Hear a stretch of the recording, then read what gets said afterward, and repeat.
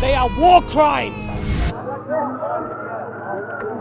Israel commits those war crimes on a daily basis, and the world stays silent. They say Israel has the right to defend itself. It's like saying Jimmy Savile, the prolific child raper, has a right to defend himself when the child scratched him while he was raping it. If you treated a dog in this country the way that the Palestinian child is treated in Palestine, wallahi, Allah is my witness, you would be arrested for treating a dog in that manner. Today they're treating human beings worse than an animal. And we speak out against the oppression, and we will not tolerate people, and we are not going to be on the back foot, and we're not going to be defensive. We're going to say what you're doing is genocide, it's mass murder, it's the killing and the quashing of innocent people, and it has to stop. Now we are being told that this current conflict started when Israel was attacked by a terrorist group, as they claim, and they flew over with paragliders and machine guns, and they killed some Israelis. And therefore, Israel has the right to defend itself, and it is now retaliating. But what a lot of people don't realize, they don't acknowledge, and they don't know that this attack was not just an attack that happened, that instigated a response. In reality, the Palestinians have been attacked for the last 75 years of their existence. And that attack and that oppression has not ceased, and it has not stopped. This is not the catalyst as to the conflict that we see today. The clocks did not start when the rockets flew over from Palestine into Israel. The clocks did not start for this conflict when some paragliders flew in and shot some innocent Israelis. The conflict started way before. And if you look, even just a few weeks and a few months before the conflict, on the 18th of September 2023, before the current crisis, Save the Children reported that 38 Palestinian children were killed by Israeli forces just leading up to this conflict, making that the worst year on record, of killing innocent Palestinian children just before this current conflict. So don't be fooled when they tell you that Israel is retaliating. Israel are not retaliating. Israel has always been the aggressor. Israel has always been the instigator, the propagator. It is not the Israelis that are retaliating, but up to now, every retaliation is by the Palestinian people. So don't forget this, my friends. Don't let them persuade you that they are simply reacting to an offensive by the Palestinian people, when in fact they have been the ones who have been carrying out the offensives non-stop every day of the lives of the Palestinian people for the last 75 years. Under the United Nations Charter for the Human Rights, they regard Israel routinely commits war crimes to the Palestinian population, an innocent population that has no military, no navy, no air force, no army, and it attacks them mercilessly on a daily basis.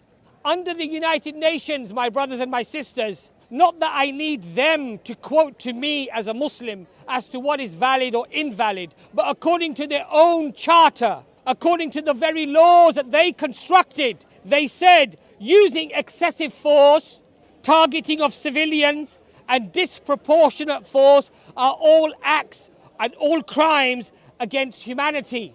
They are war crimes, and Israel commits those war crimes on a daily basis, and the world stays silent. But we will not be silent. We will not stand by and let them mercilessly wipe out and commit genocide on a people. We will voice our opinions. We will voice what we have to say. And inshallah, there will be some amongst those who regard the Palestinians to be the perpetrators to hopefully be influenced by the information that is provided, not just here, but by the countless voices that are out there. If you look, if you don't wish to believe me, because the man is a Muslim, the man is a sympathizer for Islam, he's going to be perhaps presenting facts according to their narrative, then look at their own narrative, my friends. Look at their own narrative. If you study the organization for the Israeli soldiers who are breaking the silence, Breaking the Silence is an organization that catalogues and interviews Israeli soldiers who have gained a conscience and who are speaking out against the atrocities that they are committing on a daily basis. Hear what they have to say. If you don't believe me as a Muslim, believe the Israeli soldiers who are telling us that we deliberately and continuously on a daily basis humiliate the Palestinian people. We attack civilians. This is their words, not my words. We stop the teachers going from schools. We stop the children going to schools. We attack them, we shoot them, we humiliate them, we raid them in the middle of the night, waking the children up at gunpoint to make them fear us, to dominate us. These are not my words. These are the words of Israeli soldiers who have gained a conscience. You don't want to believe me, then at least believe them. At least allow that information to wake you. If you are asleep that the Muslims are complaining, that the Muslims are crying, that the Palestinians are crying, and you wish to just remain in your slumber, then at least allow these facts to wake you from your slumber. There is no excuse today for people who say that I'm ignorant and I don't know what's happening. There are resources available today that were not available to our fathers or our grandfathers or the generations that came before. Today, the internet is completely flooded with information, and even the lies and the propaganda are easily combated if you are interested to find out the truth. But if you're happy to have your predispositions fed because you hate the Arabs, because these are backward, medieval people with a medieval religion full of hate, and you just wish to reinforce those predispositions, then yes, you will find the sewage on the internet to feed you, to give you the gluttony, to fill your souls and your hearts with that evil lies, with those deceptions. But if you have a conscience and you wish to at least side with the victim and ensure that you do not side with the perpetrator, the one who has created this mess in the first place, then open your eyes and educate yourselves. There's a lot of information out there. And again, if you don't want to believe a Muslim man who stands here crying about the Palestinians, then listen to Noam Chomsky, the professor who is Jewish himself. Listen to Norman Finkelstein, Ilan Pappé, who are political scientists. Their parents are survivors of the Holocaust. They have no dog in the race. They don't attribute any support necessarily to any group or any people, but they speak with the evidence and the facts. And what do they say? What do they argue? The same things that I have mentioned to you today, that Israel commits on a daily basis war crimes on a predominantly civilian population, women and children. If you treated a dog in this country the way that the Palestinian child is treated in Palestine, wallahi, Allah is my witness, you would be arrested. You would be arrested for treating a dog in that manner. Today they're treating human beings worse than an animal, and the world stays silent. The world says, we stand for Israel. How disgusting. What are you standing for?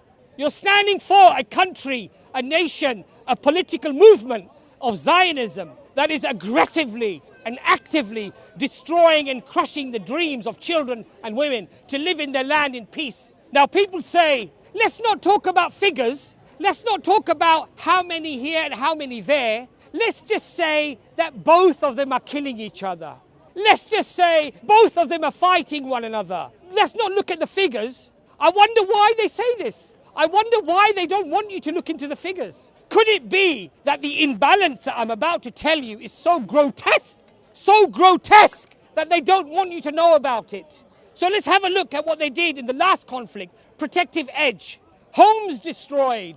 How many homes did these sophisticated rockets that were being fired into Israel, how many homes were destroyed? How many? One.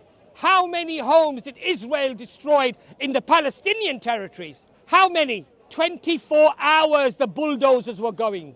The missiles were flying. How many? One home in Israel, 18,000 homes in the Palestinian territories. So when you don't want to talk about the figures, when you don't want to talk about the numbers, I know why you don't want to talk about those numbers. Because those numbers are damning. They condemn you, they quash you, they crush you, they destroy any remnants of support for Israel. So you don't want to talk about those numbers.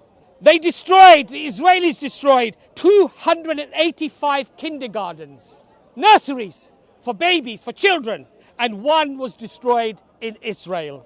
They destroyed 73 medical facilities in Palestine. 73 in Palestine. How many medical facilities were destroyed in Israel? 0. Duck, zip, 0. Now, yes, these figures are uncomfortable for people. They don't want to talk about the numbers because the numbers condemn them to their hypocrisy. The numbers condemn them to their utter contempt for justice and fairness. So what do? They say, let's not talk about the numbers, please. Let's just say it's a conflict. It's a war. They're just as bad as each other. My friends, these figures speak for themselves. They're not just as bad as each other. The figures speak for themselves. When you put Mike Tyson in a ring with a 3-year-old, it is not a battle or a bout, my friends. It is a massacre. They say Israel has the right to defend itself. Israel has the right to defend itself. It's like saying Jimmy Savile, the prolific child raper, has a right to defend himself when the child scratched him while he was raping it. Would you ever utter such a thing? Would you ever agree to such a concept? As vile and as disgusting as that is, this is your support for Israel. Shame on you. Your soul is dead. You have no hearts. Your hearts are stone. Do you not see the evidence that unfolds in front of you? You wish to remain blind and deaf and dumb to the misery of people? Or is it because, they're Arabs, they're medieval, these people are backward, they teach their children to hate the Jews, so wipe them off, kill them, destroy them. There are very important lessons in history, my friends, that we need to contemplate.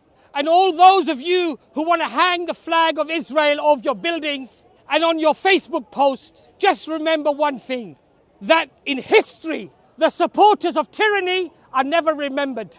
They are disgraced, even by their own families. If you have a Nazi in your generation, your forefathers, you'll even change your surname. You don't want to be attributed to that scum.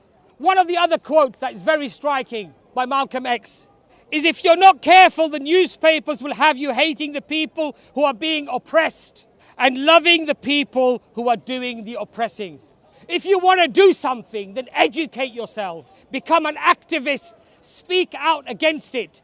Do things that you are allowed to do according to your religion, and don't overstep the mark. And one last message to my Palestinian brothers and sisters, that your resilience and your strength has strengthened our iman. This is dawah for us, because in light of the destruction, in light of the tyranny and the oppression, you are still saying Allahu Akbar. Allah is the greatest. And Alhamdulillah, praise be to Allah. You're showing thanks and shukr whilst your entire families have just been bombed and wiped out. You're picking up the pieces of your children and you're saying Alhamdulillah to Allah. You're being grateful, and as a consequence, that resilience is giving us strength as well. So Jazakallah khair to my brothers and sisters in Palestine, and know that your brothers and your sisters around the world are supporting you, and there will be a day when you will be freed, and there will be a day when the people who spoke against the oppression will be the ones who will be celebrated, and the maniacs, the psychopaths who have supported this by military means or even your words, then you will be forgotten. You'll be destroyed in history. Nobody will want to know you or attribute anything to you. Your own families will disown you and they will not want to know you. But the people who stood up and they spoke out against this oppression, those are the people that will be remembered. Those are the people that will stand in front of Allah subhanahu wa ta'ala on the day of judgment, and they will say, Ya Allah, I did whatever I could do. I spoke out. You told me there were 3 signs for iman, for belief. You said the first one was to stop it with my hands. I was incapable. I couldn't do that. The second one was that you speak out against it. And the third one was just feel that it is evil in your hearts. So Alhamdulillah, at least we do the first stage and we do the second stage. And we speak out against the oppression. And we will not tolerate people. And we are not going to be on the back foot.